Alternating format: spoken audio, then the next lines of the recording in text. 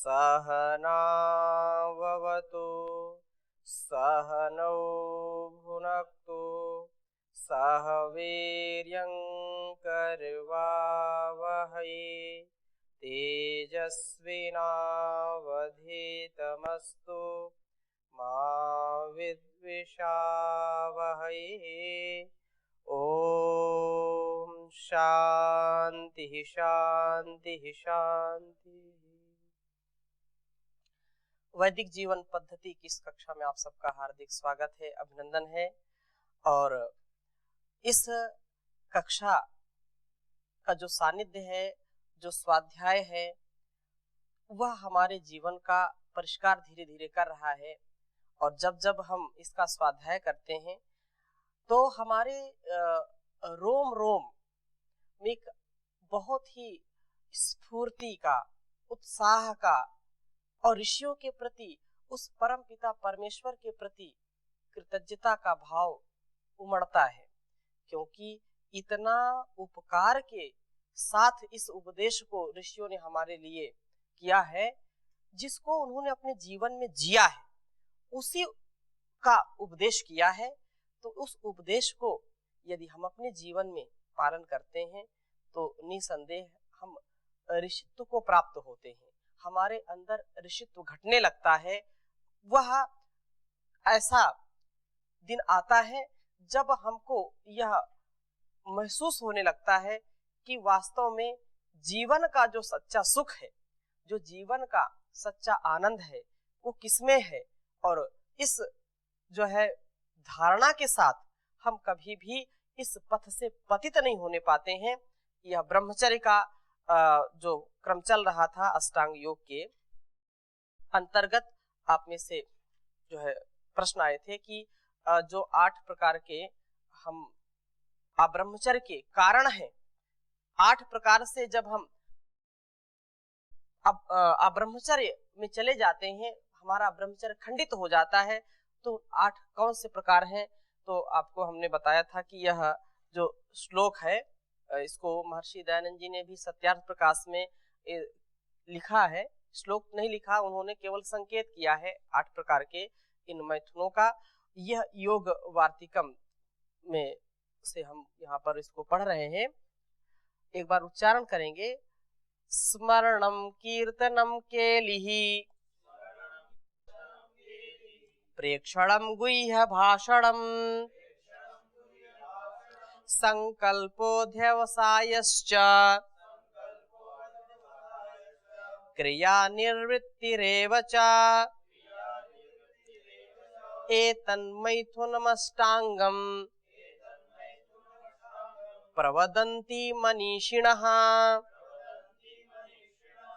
अब जो भाव इसका, तो कहने का आशय स्मरणम, जब विषयों का स्मरण करते हैं, ध्यायतो विषयान पुंसः, जब विषयों का ध्यान करते हैं, स्त्री किसी पुरुष का ध्यान करती है, पुरुष किसी स्त्री का ध्यान करता है, वासना युक्त जो आसक्ति है उसका जब हम स्मरण करते हैं तो उससे भी हमारा ब्रह्मचर्य खंडित होता है।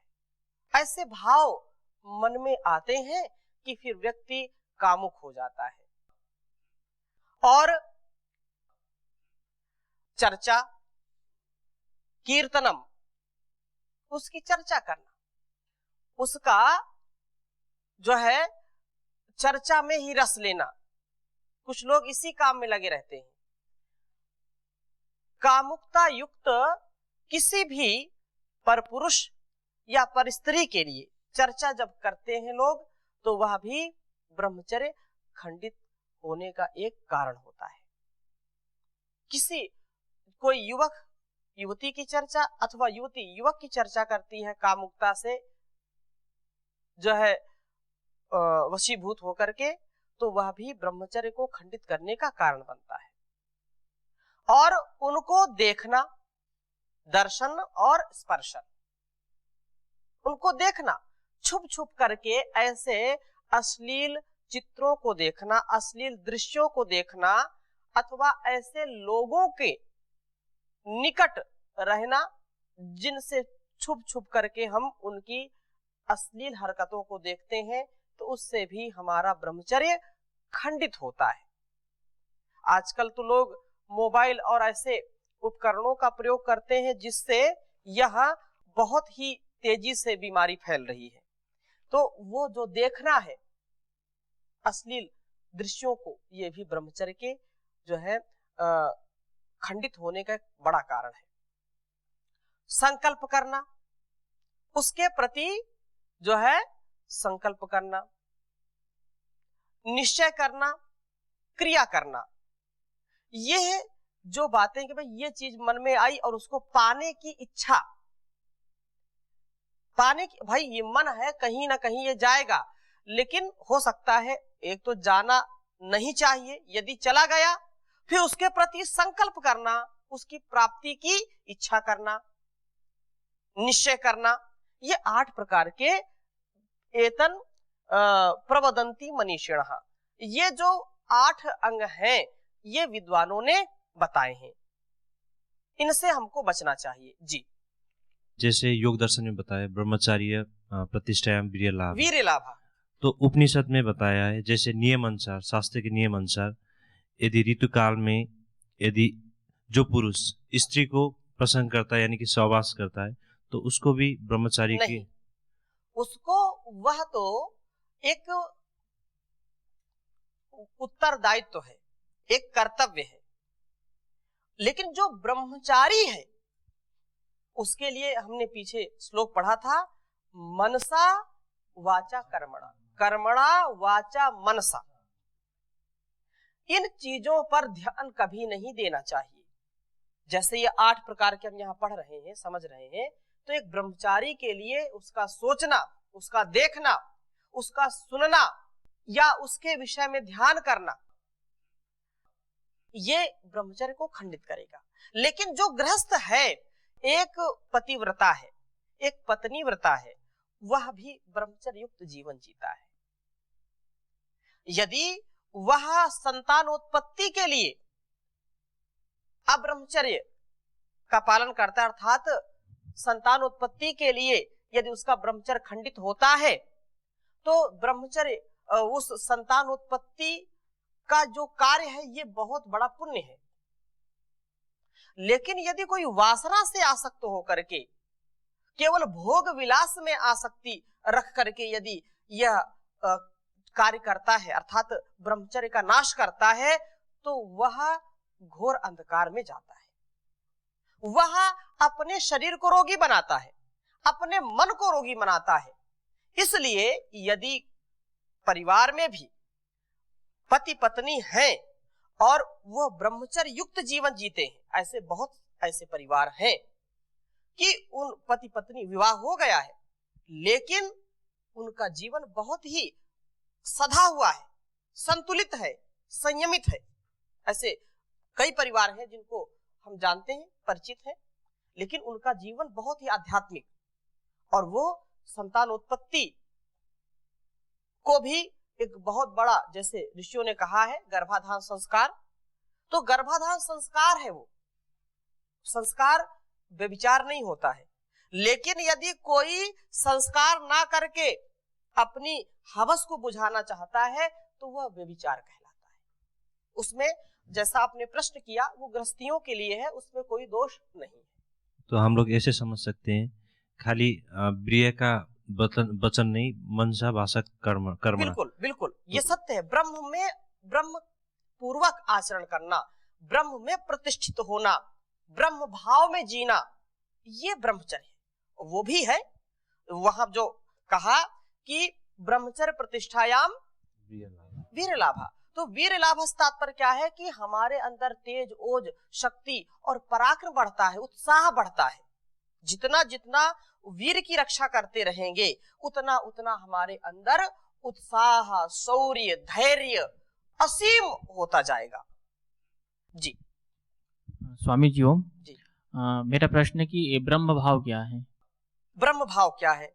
ब्रह्म भाव का तात्पर्य यह है कि जैसा ब्रह्म हमको उपदेश करता है, हमारे अंदर जैसी प्रेरणा देता है, जैसा हम अपने लिए चाहते हैं, आत्मानुकूल आचरण, वेदानुकूल आचरण, क्योंकि जब गुरु उपदेश करता है तो कहते हैं गुरु का प्रिय आचरण हमको करना चाहिए। गुरु वही बात बोलेगा जो वो चाहता है। ऐसा ही जब परमात्मा हमको कोई उपदेश करता है, वेद वाणी का हम जब स्मरण करते हैं तो वेद के अनुकूल अपना जीवन करना, आत्मा जैसी प्रेरणा हमको देती है वैसी प्रेरणा से अपने जीवन को, अपने कर्तव्य को करना, ये ब्रह्म भाव है। अनासक्त भाव से, निष्काम भाव से, निर्लेप होकर के, निर्भार निर्भ्रांत होकर के हम अपने जीवन को जब जीते हैं तो वही जीवन हमारा ब्रह्ममय आचरण हो जाता है, वह जीवन हमारा ब्रह्म काम हो जाता है, निष्काम हो जाता है। ब्रह्म भाव में जी करके हम अपने कर्तव्यों को करते रहें। वेद अनुकूल आचरण, वेद का एक एक वचन हमारे लिए परम औषधि है, परम उपकार के योग्य हमको बनाता है और हमको भी इतना उत्साह, इतना आनंद मिलता है कि सांसारिक जो वस्तुएं हैं, सांसारिक जो भोग हैं, उस सुख का एक तिल मात्र भी नहीं है। तो वेद का आचरण ही क्या है?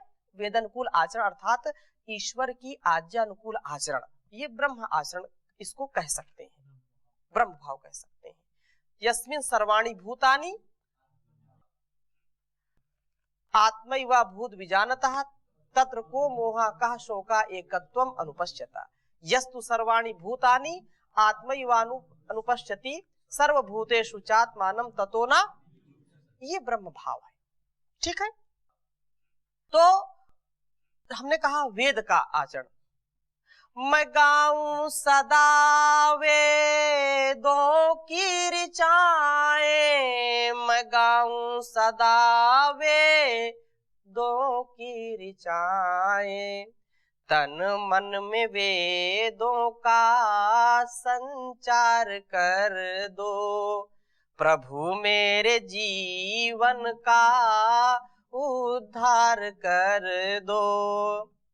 मेरी इंद्रियां हो सदा मेरे वश में, मेरी इंद्रियां हो सदा मेरे वश में, मेरे मन पे मेरा ही अधिकार कर दो, प्रभु मेरे जीवन का उद्धार कर दो। तो ऐसा जीवन कौन जी सकता है? एक ब्रह्मचारी ही जी सकता है। आगे चलें तो यह ब्रह्मचर्य का विशेष महत्व यहाँ पर बतलाया जा रहा है और आगे कह रहे हैं कि ये जो मनुष्य का वीर चित्त के अधीन है और चित्त यदि ठीक है तो कभी हम विचलित नहीं होते हैं। यह जो है विशेष श्लोक है योग सिद्धांत चंद्रिका का। अभी हम वेदों का भी क्या मत है, पूरा सूक्त ही है ब्रह्मचर्य सूक्त, तो इसका भी हम स्वाध्याय करेंगे, परंतु पहले छोटी छोटी बातें जो सरल हैं उस भाव को हम पहले समझें। इसलिए मैं छोटे छोटे श्लोकों को पहले आपके सामने रख रहा हूं ताकि इसके प्रति आपका भाव जागृत हो सके, आप ब्रह्मचर्य क्या है इसको सरल भाषा में समझ सके। तो क्योंकि हमारा जो वेद है, वेद ही क्या है? सब सत्य विद्याओं का पुस्तक है। वेद का पढ़ना और पढ़ाना सभी आर्यों का, सभी श्रेष्ठ जनों का परम धर्म है, ये कर्तव्य है हमारा। और यह कर्तव्य हम परम पूज्य स्वामी जी महाराज परम पूज्य आचार्य श्री के पावन आशीर्वाद से, उनके पावन सानिध्य से इसको जो है सुन रहे हैं, वैदिक जीवन पद्धति को समझ रहे हैं, ये हमारे लिए बड़े सौभाग्य की बात है। तो श्लोक लिखेंगे कि यह जो है चित्तायतम निर्णाम शुक्रम, बहुत अच्छी बात कही, चित्तायतम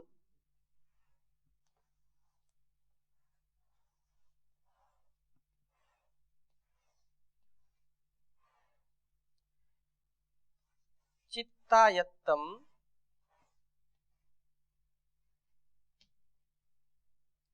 निर्णाम शुक्रम,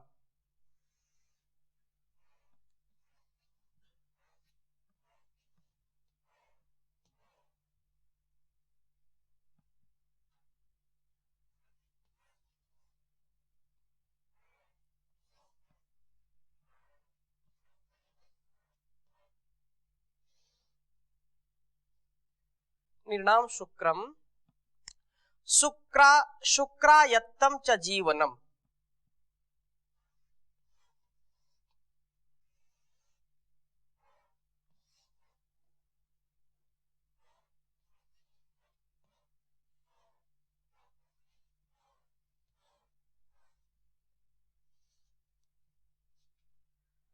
शुक्रायत्तम च जीवनम,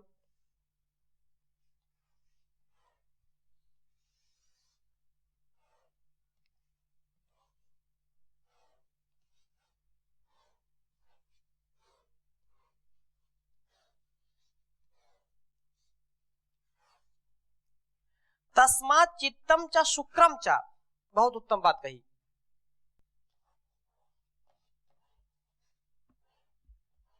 तस्मात् चित्तम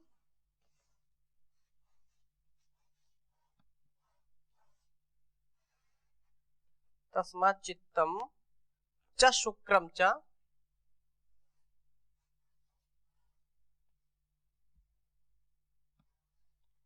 चित्तम च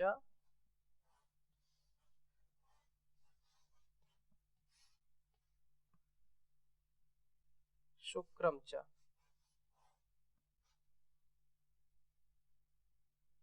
रक्षणीयम प्रयत्नतः,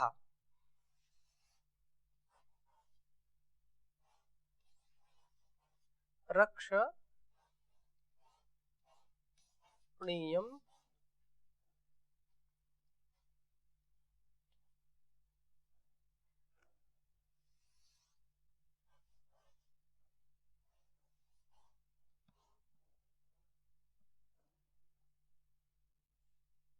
प्रयत्न,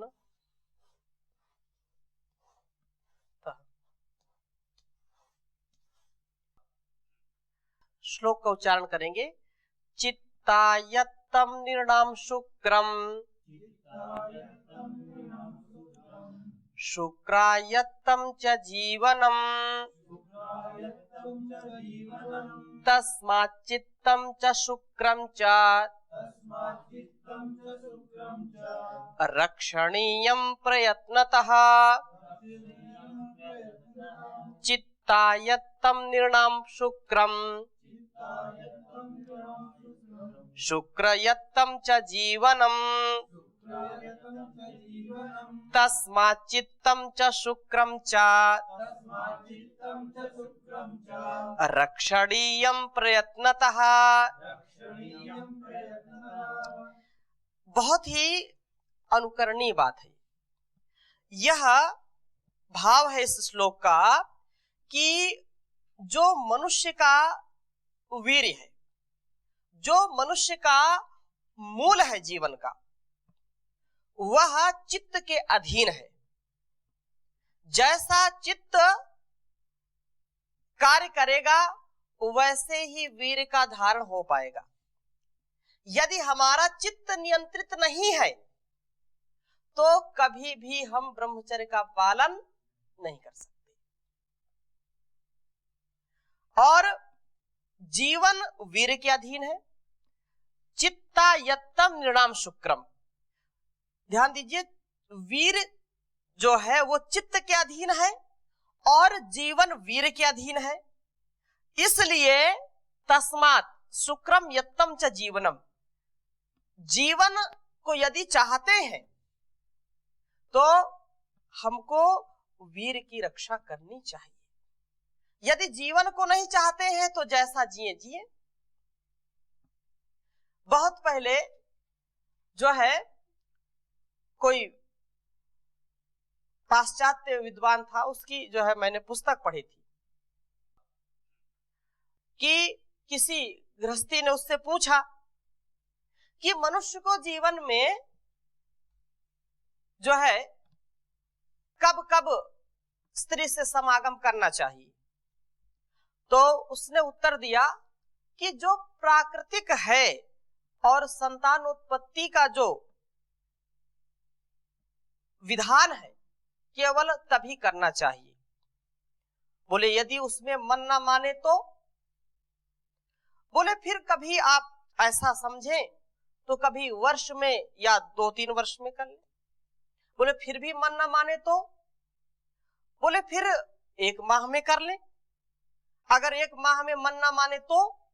बोले फिर जो है अपने सिर पर कफन रख ले। कहने का आशय यह है कि जिसके जीवन में संयम नहीं है, उसको जीवन से प्यार नहीं है, तो उसका जीवन बेकार हो जाएगा। उसको ऐसे ही जब व्यक्ति बहा देगा तो कभी भी वह निरोगी नहीं रहेगा, अर्थात रोग उसको सताएंगे। उन्हीं माता पिता की संतान श्रेष्ठ होती है, निरोगी होती है, और वही संतान सर्वोपरि समाज का उपकार करने वाली होती है जिसके माता पिता ब्रह्मचर्य युक्त जीवन जीते हैं। जिनके जीवन में ब्रह्मचर्य हो, उनकी संतानें कभी रोगी नहीं होंगी, कभी व्यभिचारी नहीं होंगी। ऐसे उत्तम गुण वाले माता पिता, उनके रज और वीर से जो संतान की उत्पत्ति होगी वो संसार का उपकार करने वाली होगी। तो यहाँ पर यह बात कही जा रही है कि मनुष्यों का जो वीर वो चित्त के अधीन है और जीवन वीर के अधीन है। इसलिए चित्त और तस्मात् चित्तम च शुक्रम च रक्षणीयम प्रयत्नतः, इसलिए चित्त और शुक्र दोनों की ही प्रयत्न पूर्वक रक्षा करनी चाहिए। मरणम बिंदु निपातेन, यदि ये एक एक बूंद में जीवन की आरोग्यता छिपी है, एक एक बूंद से रक्षा हमारी होती है। आजकल लोग गलत फहमी फैला रहे हैं, अरे ये कुछ नहीं, ये तो जब ज्यादा हो जाता है तब तो वीर निकलेगा ही निकलेगा। इससे क्या होगा कि युवकों में कोई जो है इसके प्रति जागरूक नहीं होगा। अरे ठीक है, स्वाभाविक है, संभोग से समाधि, ऐसे ऐसे कुचक्र भारतीय संस्कृति को नष्ट भ्रष्ट करने के लिए लोगों ने किए हैं। आज जो भारतीय संस्कृति पर कुठाराघात हो रहा है, उनका ये मत है और ये सत्य है कि जिस राष्ट्र का युवक और युवती, जब युवक बोले तो उसमें दोनों आ जाते हैं, जिस राष्ट्र के युवाओं में जैसा सामर्थ्य होगा वैसा राष्ट्र का सामर्थ्य होगा। जिन राष्ट्र में युवा चरित्रवान होंगे, युवा पराक्रमी होंगे, युवा राष्ट्रभक्त होंगे, तो उस राष्ट्र का कोई बाल भी बाका नहीं कर सकता। और इस बात का हमको गौरव होना चाहिए कि पूरी दुनिया में सबसे ज्यादा युवा भारत में है, इसलिए युवाओं का यह राष्ट्र कहलाता है। युवाओं ने ही इस राष्ट्र की दिशा और दशा बदली है। प्राचीन काल से अब तक आप देख लीजिए, किसी बुजुर्ग ने नहीं किया इतना काम जितना युवाओं से इस संसार का भला होता है, उपकार होता है, उतना किसी अन्य से नहीं होता है। तो लोगों ने भारत के युवाओं को उनके चरित्र को नष्ट करने के लिए, उनकी मानसिकता को परिवर्तित करने के लिए बहुत षड्यंत्र किए हैं और अभी खूब षड्यंत्र चल रहे हैं संसार से। क्योंकि भारत के जो युवा अपने बाहुबल, अपने चरित्र बल, अपने आत्मबल से अपना मार्ग प्रशस्त करते थे, तो उनको वीरहीन कर दो, उनको अब्रह्मचारी ब्रह्मचर्य में ढकेल दो। जब व्यक्ति अब ब्रह्मचर्य में गिर जाता है, न उसका आत्मबल बढ़ सकता है, न उसका शरीर बल बढ़ सकता है, उसका चरित्र बल जो है चूर चूर हो जाता है। तो युवाओं को इस बात का ज्ञान होना चाहिए, ध्यान होना चाहिए कि हमारे राष्ट्र के साथ, हमारे साथ क्या हो रहा है। हमारे किसी ऋषियों ने यह नहीं लिखा कि ठीक है, ये तो स्वाभाविक है, इसको करना ही चाहिए। लेकिन आज देखो, आप किसी डॉक्टर के पास जाओ या आप यूट्यूब या अनेक स्थितियों में देखें, खूब चरित्र को बिगाड़ने के लिए खूब सामग्री प्रचुर मात्रा में उपलब्ध मिलेगी, लेकिन चरित्र को बनाने वाली कम चीजें होंगी। यह बहुत बड़ा षड्यंत्र है हमारे साथ। इसलिए परम पूज्य स्वामी जी महाराज ये चाहते हैं कि वेदों की विद्या, वेदों की शिक्षा और भारत के युवाओं को कम से कम इस बात का ज्ञान होना चाहिए कि वास्तव में ब्रह्मचर्य क्या है, वास्तव में हमारी विरासत क्या है, हमारी धरोहर क्या है, हम क्या थे, क्या हो गए। ऋषियों की बात का लोग ठट्ठा उड़ाते हैं। जब से परम पूज्य स्वामी जी महाराज इस राष्ट्र को एक नई दिशा दी है, तब से लोगों का कुछ मन ठीक हो गया है, नहीं तो क्या स्थिति देश की हो जाती अब तक पता नहीं था। इस देश का बहुत कुछ होगा यदि यहाँ के युवक युवतियां चरित्रवान हो जाएं। ये देश महान तभी बनेगा जब यहाँ की युवक युवतियां महान बनेंगी, चरित्रवान बनेंगी।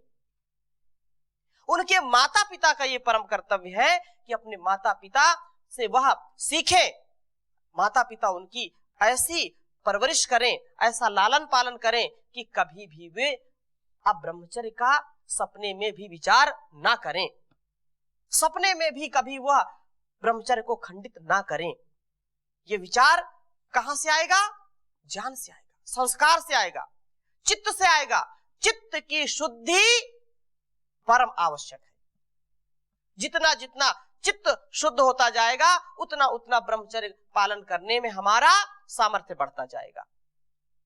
यदि चित्त ठीक नहीं है तो निश्चित रूप से हमको कोई बचा नहीं सकता है। अगली कक्षा में पुनः इसकी चर्चा करेंगे। ओम शांति शांति शांति।